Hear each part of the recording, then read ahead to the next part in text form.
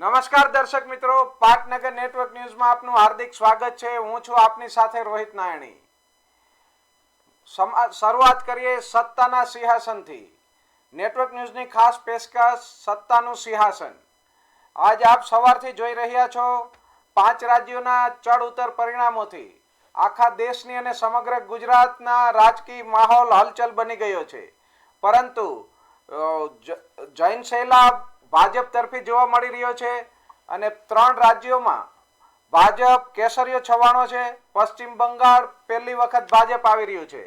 આસામ અને પોંડિચેરીમાં રી એન્ટ્રી મારી છે. સામે કોંગ્રેસને પણ કેરાલાથી 10 વર્ષ પછી ફરી ફાયદો થયો છે અને ફૂલ મેજોરિટી સાથે કોંગ્રેસે પણ પરિવર્તનનો પવન ફૂંક્યો છે. તો આવો આપણે જોઈએ સત્તાનું સિંહાસન.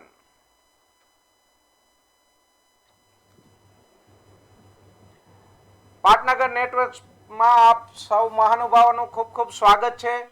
ભાજપમાંથી ભાઈ આપણા નરેશભાઈ, રાજકીય વિશ્લેષક CR પટેલ સર, કોંગ્રેસમાંથી નિલેશ સોલંકી, કોંગ્રેસના મિત્ર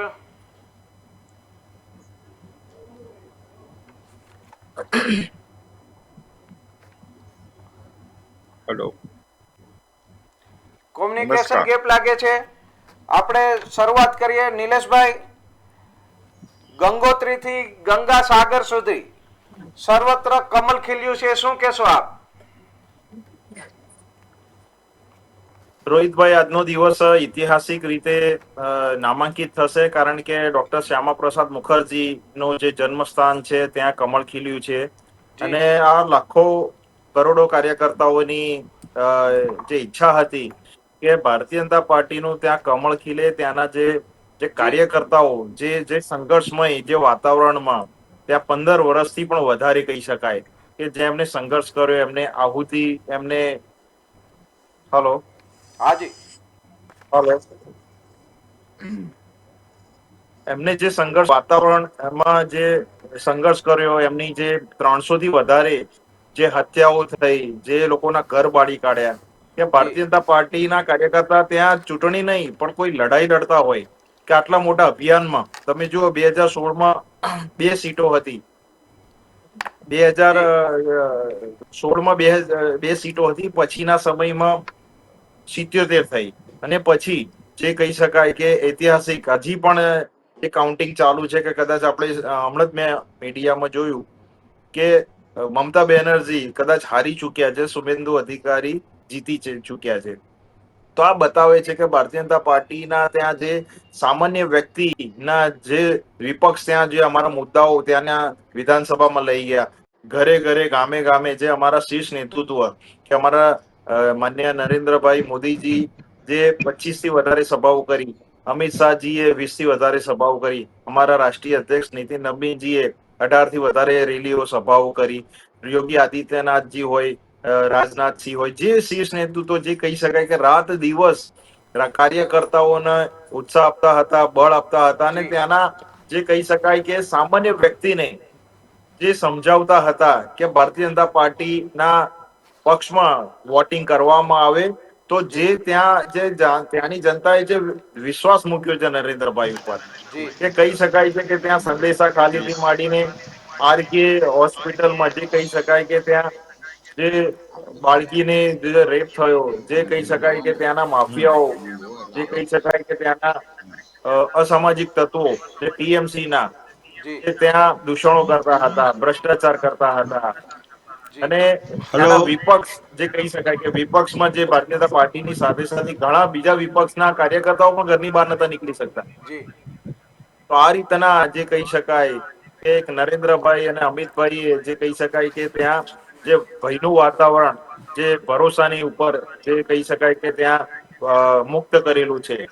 આગામી દિવસોમાં સામાન્ય વ્યક્તિને ત્યાં જે જરૂરિયાત હોય, જે ત્યાં યુવાનોની જરૂરિયાત હોય, ત્યાં જે મહિલાઓની જરૂરિયાતો હોય, ત્યાંના જે સામાન્ય જે છેવાડાના વ્યક્તિની જે જરૂરિયાતો હોય, એ આ નવી સરકાર, ભારતીય જનતા પાર્ટીની સરકાર, એ ત્યાં સુધી પહોંચશે. પણ હજી પણ થોડો સમય લાગશે કે એડમિનિસ્ટ્રેટિવ જે કહી શકાય કે ભ્રષ્ટાચારમાં ફલી ફૂલે થતું, કે ત્યાંની ઈડી સીબીઆઈ કે ત્યાં જે રેડો મારતા હતા ત્યાં પણ સીએમ ના કાર્યાલયના જે વ્યક્તિઓ પણ એ ફાઇલો ડિટેન કરતા હતા. એટલે આવી પણ આપણે જોયેલા છે.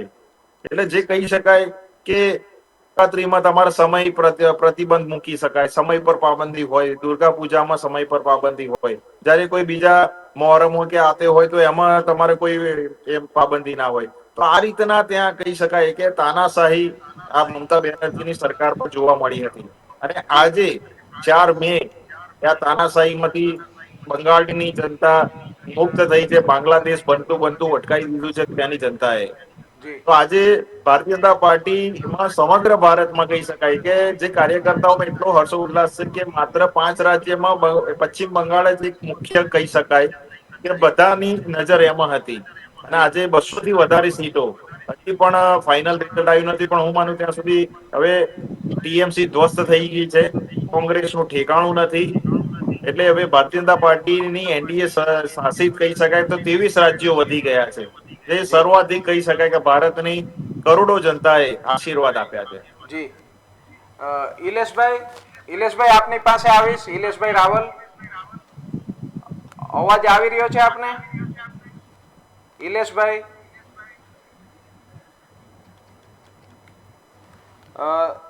ઇલેશભાઈ કોમ્યુનિકેશન ગેપ છે.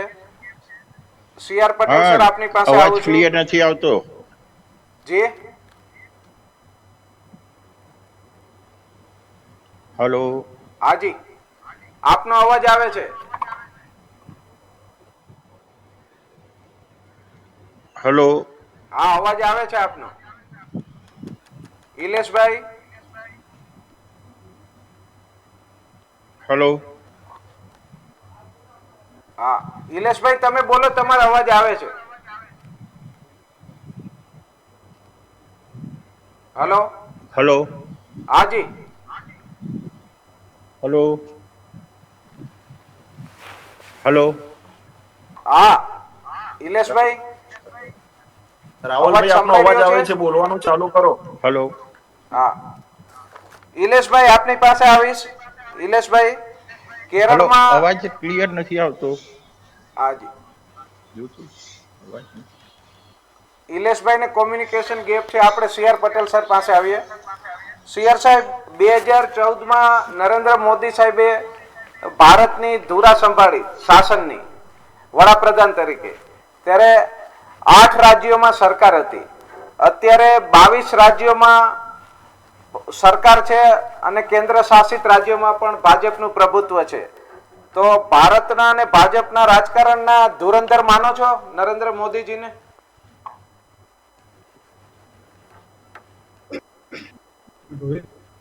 હાજી,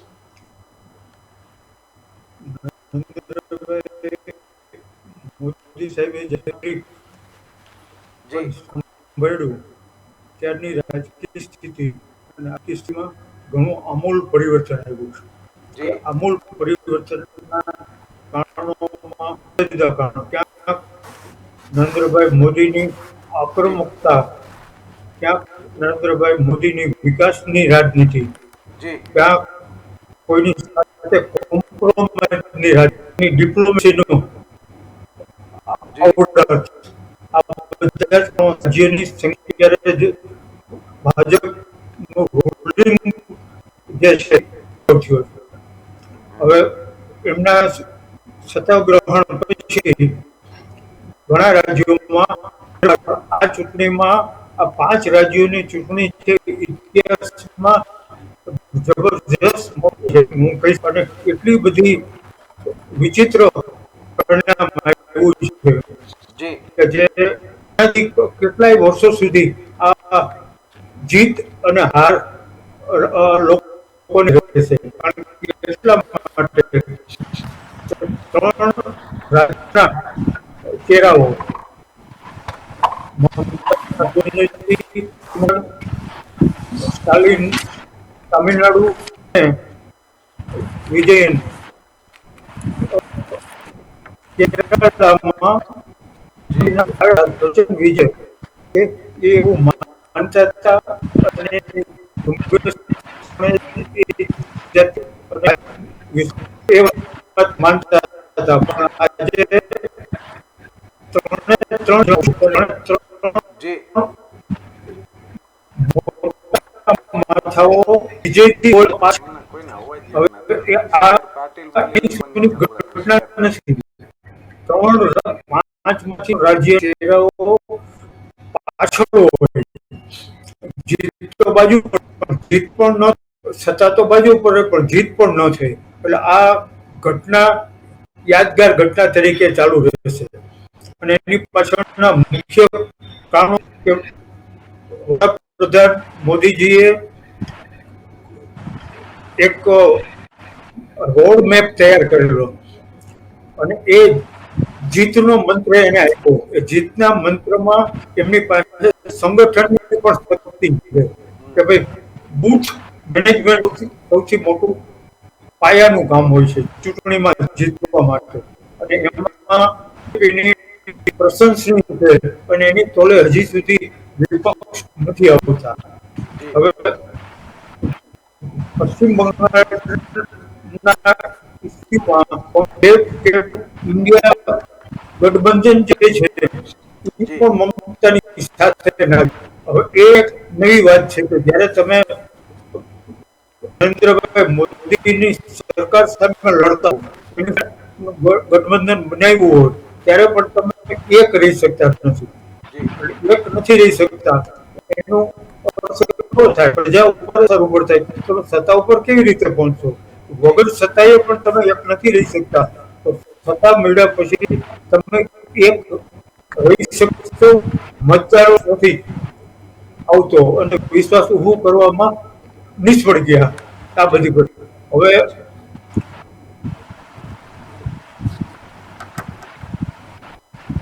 નવા અંદર તો માર્જિન બહુ મોટો નથી. બંને ડીએમકે અને એડીએમકે એ એક સમય એક જ પક્ષ હતો. જી આમ છતાંય એની હાર થઈ એ વાત તો નિશ્ચિત છે. આ હારને સામાન્ય સદુપયોગ માનવા તૈયાર નહોતા અને કોઈ માનવા પણ તૈયાર ના થાય. એવું માનતા હતા કે રીપાવરમાં સ્ટાલિન આવશે. જી એ વાત પણ ભૂલાઈ ગઈ. જી જી ભૂલાઈ જાય. હવે વાત પોતાની ઇમેજ બચાવવાની વાત છે. હવે ઇમેજ હાર અને જીત છે પણ એટલી બધી નિરાશાનો વ્યાપ આ પરિણામ પછી આવી જશે કે જે કલ્પના મને આવે છે કે શું વિપક્ષોની રાજનીતિ હવે પૂરી થઈ જશે. વર્ષો સુધી જે ડાબેરી મોરચો પ્રમુખ સત્તાધારી પક્ષ હતો એને ગુમાવ્યું. આજે ગુમાવ્યું. હવે એનો અર્થ એવો થયો કે હવે ડાબેરી પક્ષોનો ઇતિહાસ અહીં પૂરો થઈ જશે એવું પરિણામ લાગે છે. આમ છતાંય રાજકારણ ન થઈ શકે. નવું પણ કંઈક પરિણામ આવી શકે.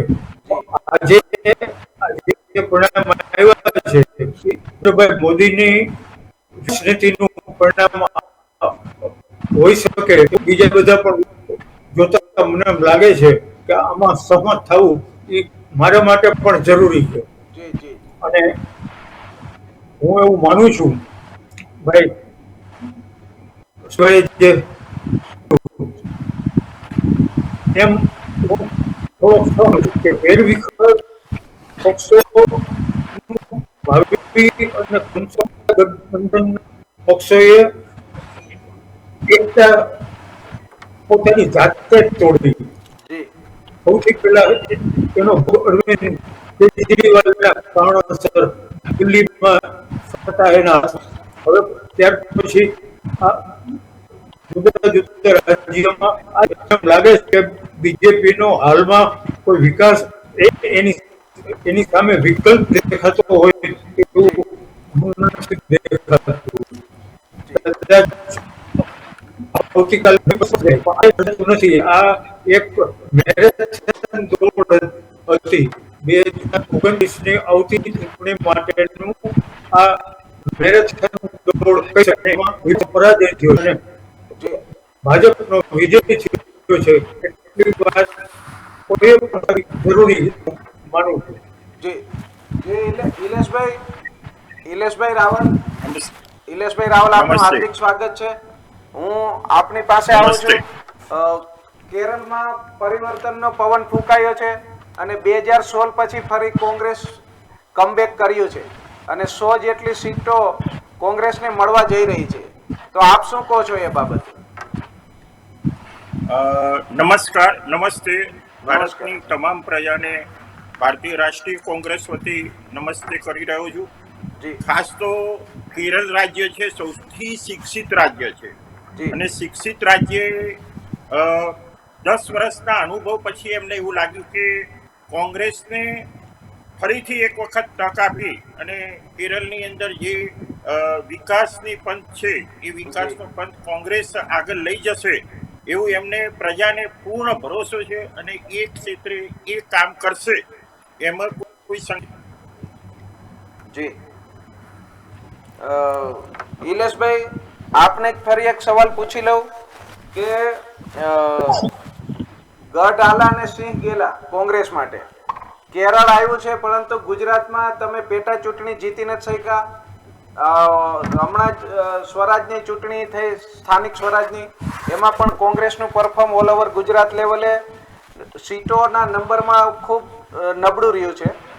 વોટોનો શેર વધે છે એ બધા કોંગ્રેસ મિત્રો કહે છે, પરંતુ સીટો પણ નથી આવી, એ પણ એટલી હકીકત જ છે. તો ગુજરાતમાં તમારી મજબૂતાઈ ક્યારે આવશે? પ્રજા ઉપર તો પૂરો ભરોસો છે.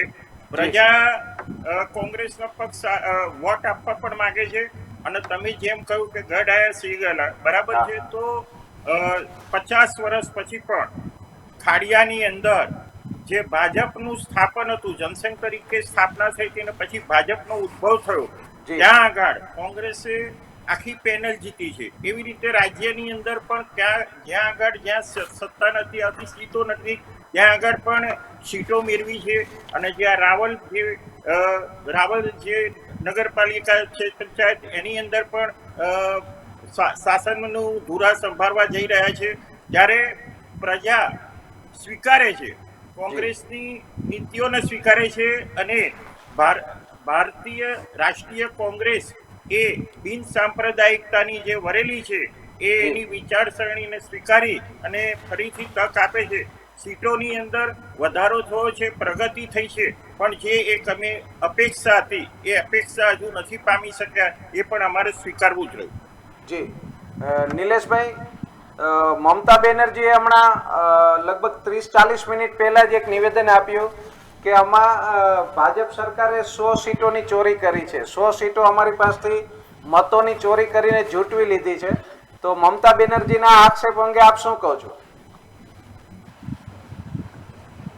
રોહિતભાઈ, ચોરી કરવી હોત તો સમગ્ર બંગાળમાં પહેલા ચોરી કરી લીધી હોત અને 15 વર્ષ સુધી શાસન શું કરવા દીધું. જી અને ચોરી કરવી જ હોત તો ભાઈ કેરળમાં કોંગ્રેસ બીજા ક્રમે આવી છે.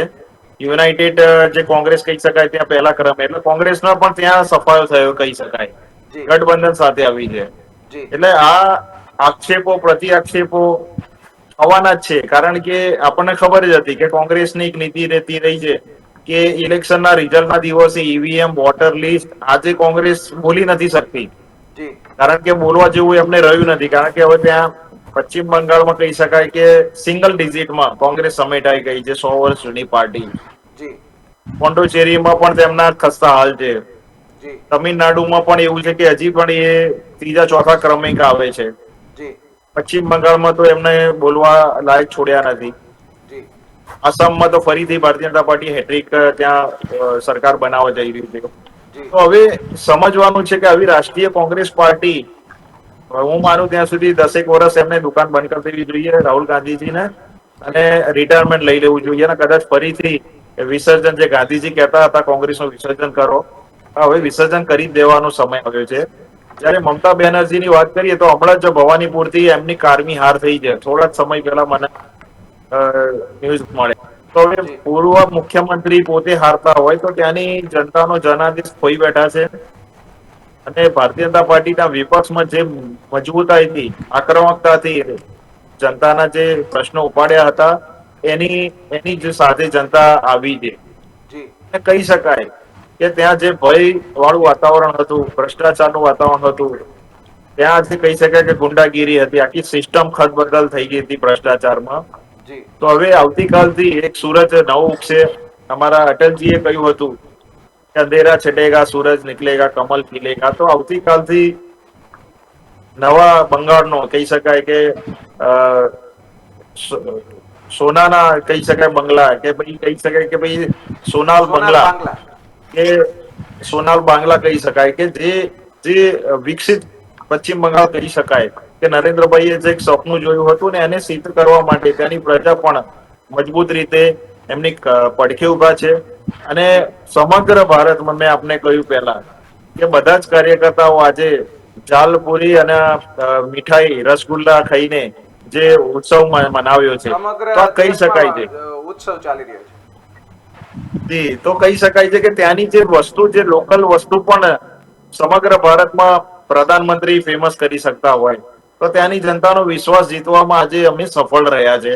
અને આગામી દિવસોમાં જે ત્યાંના જે અમારા કાર્યકર્તાઓ છે, ત્યાં અમારા ઉમેદવારો છે જે જીત્યા છે, તો એ લોકો બી ત્યાં જે અમને આટલો બહોળો જનમત મળ્યો છે, તો એમની પણ જવાબદારી બને છે કે જે રીતે અમે રિપોર્ટ કાર્ડ લઈને જતા હતા જી કે હવે કોઈ ચૂંટણી છે ને કોઈ ફેક પ્રચારથી નથી ચાલતી, કોઈ ફેક મુદ્દાઓથી નથી ચાલતી. હવે રિપોર્ટ કાર્ડ લઈને જવું પડે છે રોહિતભાઈ, અને જનતા વિશ્વાસ રાખે છે.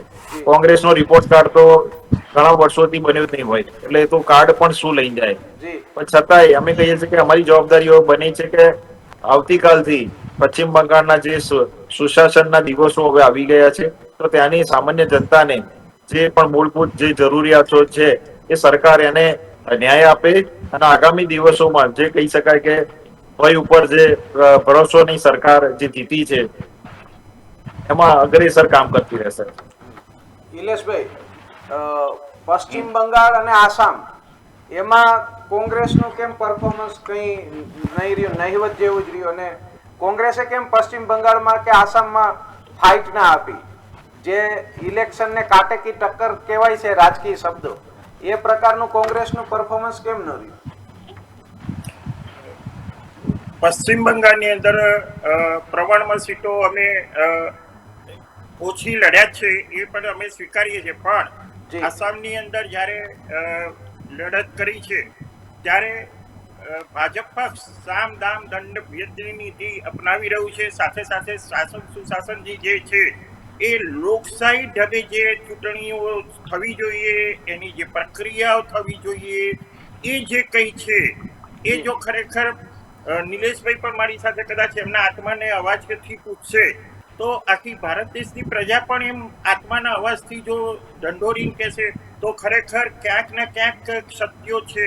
ખરેખર લોકશાહીને જીવાડવી હશે, જીવંત રાખવી હશે, તો કદાચ સુશાસન જે છે, સુશાસન તો દરેકને પક્ષ આપે છે ત્યારે કરે જ છે, પણ એની સાથે સાથે એની અંદર અવ્યવસ્થા ન સર્જાય અને જે તંત્ર છે એ તંત્રનો દુરુપયોગ ના થાય એની પણ તકેદારી રાખે તો કદાચ લોકશાહી જીવંત રહે, એવું મારું પોતાનું અંગત માનવું છે. જી ઇલેશભાઈ, અહીંયા આપણા ગુજરાતમાં હમણાં જ સ્થાનિક સ્વરાજની ચૂંટણી પૂરી થઈ, આ પેટા ચૂંટણી હમણાં ઉમરેઠની પૂરી થઈ, પરંતુ કોંગ્રેસ જે મક્કમતાથી, જે આક્રમકતાથી લડવી જોઈએ, જે મેદાનમાં આવવી જોઈએ, એના નેતા, કાર્યકરો, હોદ્દેદારો એ આવતા નથી. આજે ભાજપનું તમે જો આખી થિંક ટેન્ક ઉતરી હતી, સુરત હોય, રાજકોટ હોય, સમગ્ર ગુજરાતમાં એમના સીએમ, ડેપ્યુટી સીએમ, પ્રદેશ પ્રમુખ, એવન કેન્દ્રના નેતાઓ બધા ઉતરી પડે છે રોડ ઉપર. તો આપણા કોંગ્રેસને કેમ હજી આળસ ખંખેરીને રોડ ઉપર આવતી નથી, પબ્લિક વચ્ચે જતી નથી? પ્રજાના પ્રશ્નો જે છે કોંગ્રેસના કાર્યકરો કોંગ્રેસ પક્ષ મૂકે છે, પક્ષ અને સાથે સાથે પ્રજાના પ્રશ્નોને વાચા પણ આપે છે, પણ એ પ્રજા આ પ્રશ્નોને સમજી અને જ્યાં જેટલું આગળ આવવું જોઈએ એ હજુ નથી આવી શકી, એ પણ અમે સ્વીકારીએ છીએ. પણ પ્રજા અમારી સાથે છે અને પ્રજાની અંદર અમે એક વસ્તુ તો સ્વીકારીએ જ છે કે ભારતીય રાષ્ટ્રીય કોંગ્રેસ બિન સાંપ્રદાયિકતાને માને છે અને બિન સાંપ્રદાયિકતાની અંદર જ રહેશે. એટલે અમે સમાજના તમામ વર્ગોને સાથે રાખીશું. જ્યારે ભાજપ પક્ષ છે એ એવું કહેવા માંગે છે કે આ હિન્દુઓનો જ પક્ષ છે. એટલે આ જે ધ્રુવીકરણ છે, પહેલા એવું કહેવાતું હતું કે કોંગ્રેસ મુસ્લિમોનું ધ્રુવીકરણ કરતું હતું. આજે ભાજપ પક્ષ જે છે એ હિન્દુઓનું ધ્રુવીકરણ કરી અને વોટ જે મેળવવાની સ્થિતિ સર્જી રહી છે, એનાથી કદાચ પ્રજાને બ્રહ્મ વિબ્રહ્મ જતી રહે છે, એવું મારું પોતાનું અંગત માનવું છે. સી.આર. પટેલ સાહેબ, આપની પાસે આવીશ, થોડા સમયમાં જવાબ આપજો. તમિલનાડુના સીએમ સ્ટાલિન, આસામના કોંગ્રેસના સંભવિત મુખ્યમંત્રીનો ચહેરો ગૌરવ ગોગોઈ, અને હાલ જ ભાઈ નિલેશભાઈએ કીધું એમ ભવાનીપુરથી મમતા બેનર્જીની પણ હાર. તો આ મુખ્યમંત્રીઓ અને સંભવિત મુખ્યમંત્રી એ મોટા માથાઓની હાર શું સૂચવે છે રાજકારણમાં?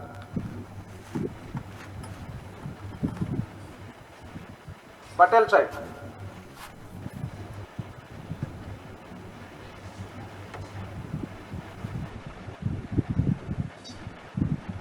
હું આપની પાસે આવી, સમયનો અભાવ છે, આપને પણ આગળ પ્રોગ્રામ છે નિર્ધારિત. નિલેશભાઈ, 2014માં અમિતભાઈ જ્યારે પશ્ચિમ બંગાળમાં સભા કરી ત્યારે મમતા બેનર્જીએ પૂછ્યું હતું અમિત શાહ કોણ છે? ત્યારે અમિત શાહે પશ્ચિમ બંગાળની ધરતી પરથી ચુનૌતી આપી હતી કે અમે ટીએમસી નું શાસન ખતમ કરી દેશું, ટીએમસી ને અહીંથી ભગાવશું પશ્ચિમ બંગાળમાં. જે ચુનૌતી અમિતભાઈની આજે પૂરી થઈ છે, તો આપ શું કહો છો એ બાબતે? મમતા બેનર્જીએ કહ્યું હતું કે ઘૂસપેટિયાઓને તમે જો નીકાળશો તો મારી લાશ ઉપરથી નીકળીને તમારે જવું પડશે. એટલે જે રીતે ત્યાં જે દેશ વિરોધી ગતિવિધિઓ થતી હતી, કે ઘૂસણખોરો સૌથી મોટો ઇસ્યુ હતો રોહિતભાઈ, કે દેશની સુરક્ષા માટે પણ એ જરૂરી હતું કે જે પશ્ચિમ બંગાળ આપણા માટે એક સરહદીય સુરક્ષા માટે પણ જરૂરી છે, કે આપણે બાજુમાં જ બાંગ્લાદેશ આવેલું છે. બાંગ્લાદેશમાં હમણાં જે પરિસ્થિતિ વિકટ બની હતી, કે આપણા દેશમાં પણ આર્ય બની શકે. અને હમણાં આપણે જોયું હશે કે ગુજરાતમાં ચંડોળામાં પણ જે કહી શકાય કે રોહિંગ્યા આવ્યા હતા, જે રેકેટ ચાલતું હતું, આ સરકારે પકડ્યું હતું. અને જે દેશના નાગરિકોને જે એમનો લાભ મળવો જોઈએ એની જગ્યાએ આવા ફેક વોટરો આવી જાય, ઘૂસણખોર આવી જાય, તો એ અન્યાય થાય. અને એટલા જ માટે એસઆઈઆરમાં 90 લાખથી વધારે જે કહી શકાય કે ડુપ્લિકેટ મૃત્યુ પામેલા ડબલ વોટર હતા, એ લોકોને એસઆઈઆરમાં શુદ્ધિકરણ કરવામાં આવ્યું. અને આ ઉત્તમ ઉદાહરણ છે કે બાંગ્લાદેશને પશ્ચિમ બંગાળની જનતાને જે જરૂરિયાત હોય એ આપણા દેશનો એ યોજના પહોંચે, દેશની જે રાજ્ય સરકારનો જે પહોંચવું જોઈએ ફંડ એ પહોંચે, અને લાભ એ રાજ્યના જે સાચા વ્યક્તિઓ હોય છે, સામાન્ય વ્યક્તિઓ, એને મળવું જોઈએ. કે ના કે કોઈ ઘૂસણખોર આવીને ડુપ્લિકેટ ડોક્યુમેન્ટ બનાવી જાય, કોઈ જે જરૂરિયાત વાળા વ્યક્તિ હોય એનો હક મારી જાય. તો અમિત શાહજી આજે મમતા દીદીને બતાવી દીધું છે. મમતા દીદીને કહ્યું, પણ મમતા બેગમ કહીશ, કારણ કે અમને એક જ ધર્મની લાગણી અમને રાખી હતી. મોહરમ હોય કે નવરાત્રી હોય કે દુર્ગા પૂજા હોય કે ગણેશ પંડાલ હોય, આપણે જોયું હતું કે ત્યાં હિન્દુઓ ઉપર જે અત્યાચારો કરવામાં આવતા હતા, આજે 70% હિન્દુઓએ, અને હું માનીશ 70% નહીં પણ સમગ્ર પશ્ચિમ બંગાળની બધી જ જનતાએ, બધા ધર્મના વ્યક્તિઓએ જે આ રીતે જે આપણે આંકડો આપ્યો છે ભારતીય જનતા પાર્ટીની સૌર્વાધિક, તો હું માનું ત્યાં સુધી સમગ્ર જગ્યાએ જે કહી શકાય કે માઇનોરિટી પણ જયારે વસે છે, એ લોકોએ પણ વોટ આપવામાં પીછેહટ નથી કરી. તો આ પશ્ચિમ બંગાળની જનતાનો આજે વિજય છે, ભારતીય જનતા પાર્ટીના કાર્યકર્તાઓનો વિજય છે, અને બાંગ્લાદેશ બનતા અટકાવ્યું. હું આપને ફરીથી કહેવા માંગુ છું. જી, જે ત્રણેય મિત્રોનો ખૂબ ખૂબ આભાર. સત્તાના સિંહાસનમાં આપ પાટનગર નેટવર્કના આંગણે પધાર્યા તે બદલ નિલેશભાઈ, સી.આર. પટેલ સાહેબ, કોંગ્રેસમાંથી ઇલેશભાઈ રાવલ, આપ સર્વે મિત્રોનો ખૂબ ખૂબ આભાર. અહીં આપણે સત્તાના સિંહાસન ડિબેટને વિરામ આપીએ છીએ. નમસ્કાર. વધુ માહિતી, અપડેટ અને પડે પડના રાજકીય ખબરો જોવા માટે જોતા રહો પાટનગર નેટવર્ક ન્યૂઝ, અસલ ગુજરાતી મિજાજ. નમસ્કાર.